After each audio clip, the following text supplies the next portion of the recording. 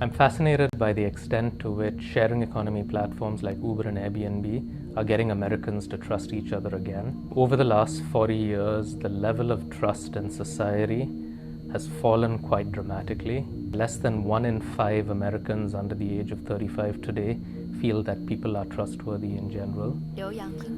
But in parallel, we've developed a heightened level of trust in strangers who we meet through a digital interface. There's a generation that has grown up reading Yelp reviews, reading Amazon reviews, making their consumption choices based on what strangers on a digital platform say.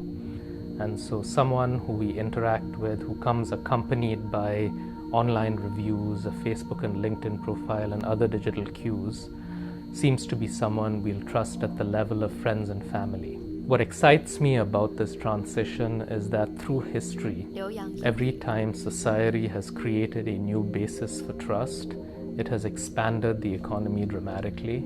So I'm looking forward to seeing, as we trust our Uber drivers more, how this expands the world's economic activities and the possibilities for trade.